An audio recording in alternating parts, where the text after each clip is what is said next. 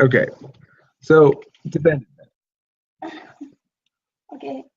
All right, so you say that the right to housing is a marker of concern. Is that true? I mean, that's what it says in the card, right? Mm, What's a marker of concern? Uh, It indicates where the government ought to do policy. You say that. okay. So what's a marker of concern? Indicates what the government ought to do. Okay, so you should be taking notes on this process. Okay, I'll ask and answer some questions for a while. Okay, take notes on this. So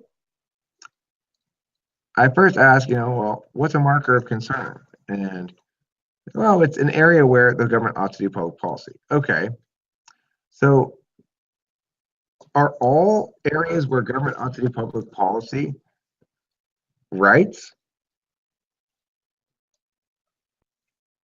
Well, no, obviously not. Obviously, if the government is, for example, um, defining tariffs, it's nothing to do with rights. Okay, well, then what makes this a right as opposed to just an area of policy? Well, like it says here, the more precise meaning of the idea is always defined socially in a specific national context. So it depends on which society you're in as to what the right to housing means. Well, what do you mean by it? Because you need to mean something specific because you're affirming something, right? Well, what I'm referring to is the fact that the government has some sort of obligation to provide housing for those who can't provide it for themselves. And this is consistent with Marshall's meaning of an obligation that the state has towards everybody. That the state is obliged to provide for everybody, such that it is necessarily the case that somebody who can't afford any housing can nevertheless be housed. Okay, well, then who violates the rights of a homeless person? It doesn't work like that. It's talking about an obligation that the state has is not the same thing as as a rights violation. Okay, so if I'm homeless, have my rights been violated or not? Yes. Your right to housing. Okay, that's the answer you have to give. Yeah, yes, the right to housing has been violated, but it's not it's a failure of each of all the members of society to provide for that person. Okay, but then whom do I hold accountable for violating my rights? Which individual person? Can a group be morally responsible for something? Well, groups have moral agency. No, they don't. Look, the bottom line is what you say in this card here is the following. Say housing policy can be described in two ways. And since housing policy exists, therefore there must be a right to housing. The only time you mention the right to housing is in the first four words of the whole thing. The right to housing is best seen as, and then you describe something that is definitely not a right. Correct? All you're describing here is public policy. This is how governments deal with the issue of housing for people who can't afford it. There's no reason here to think that or as you mentioned, well, they say doing alternative interpretations of a right to housing. You talk about a right to housing being interpreted as the state provides. That's not a right. That's a description of the state acting, right? Therefore, do not use it. No, you should use this card But why? because you have to. The alternative is to accept a negative rights framework of rights, or negative positive rights. But you want to point out what is being described here is different forms of the way that the governments deal with housing. If they choose to engage in entitlement to housing, they're describing an entitlement. They're calling it a right. Okay. So we need to distinguish between entitlements and rights.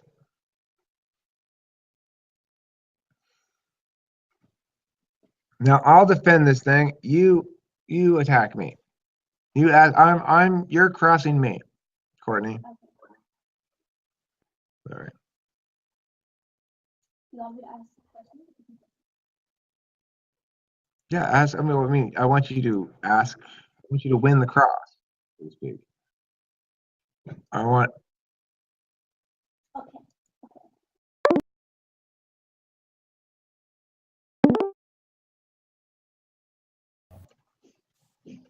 What's the Well, mark of concern just means that this is something that the people have, a right that people have that dictates to the government where they ought to spend policy energy. okay? So how is an obligation, a government obligation, how does that convert to a right? Like explain to us. Well, a right confers an obligation. That's what it does, definitely. Okay, so if I were homeless, who would be violating my rights? The government. Okay. Wait. Wait.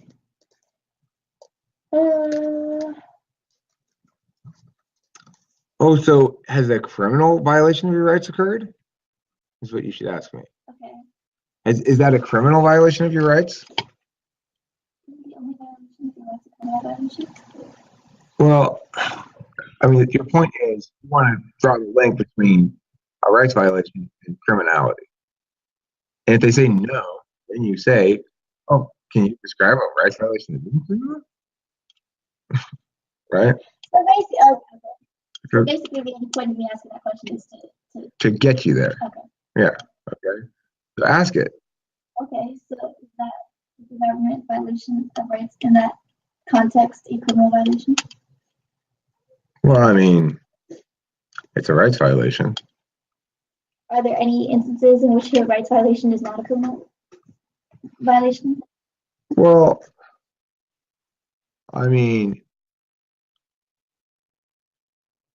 you might, for example, violate someone's right to free speech non-maliciously. It might be an accident.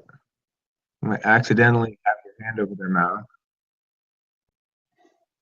I don't know. So if the government accidentally looks over you in terms of housing, and is that not no longer okay? It wouldn't. Well, it's still be a rights violation. You wouldn't be a crime, or it would be at least. Look, I guess it would be sort of both. Sort of. The point of this is it's hard to say. It's really muddy. It's really hard to tell. But okay, so wait, all right. So what? I'm trying to phrase this question in a way that's not stupid. Just ask it. Well, like I can't think of the wording. Like wait. Do you have a definition of a right? This is first. Ask me this, okay? You be on defense now. You switch it up with me, okay? So you've mushed out, right? So do you have a definition of a right? Is a right different? Can we define a right as something that has meaning separate from a right to housing, a right to blah, a right to blah? Okay. So you say a right to. From whence does that right come? Where does it come from?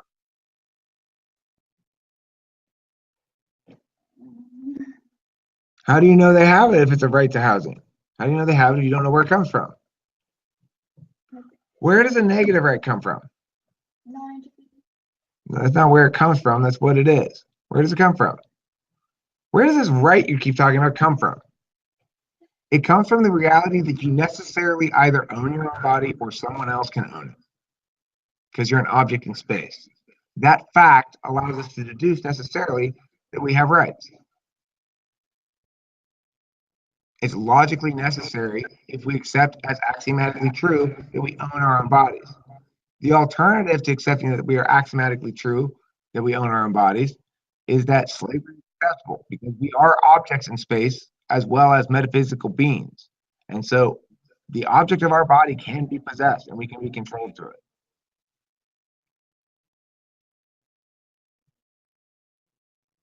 Objects in space can be possessed. They can be controlled. When they do so legitimately, that's called ownership. You should be writing that down. This is all good stuff. This is Eric's wisdoms. Well, if everyone's body is about that. No, yeah, objects in space, I said, objects in space can be possessed, they can be controlled, and when that is done legitimately, it's called ownership. Now, who can possess and control your body legitimately? Your body is an object in space, yes? Therefore, it can be possessed and controlled. And when the possession and controlling of an object is done legitimately, we call it ownership, right? Can your body be possessed? Yes, I could possess it. I could keep you in a cage in my basement. Can your body be controlled? Yes, I could have a cattle prod and say, if you don't do blah, I will stab you with a cattle prod. And you would eventually do it rather than having all that pain, right? Physical pain is a strong motivator. Okay.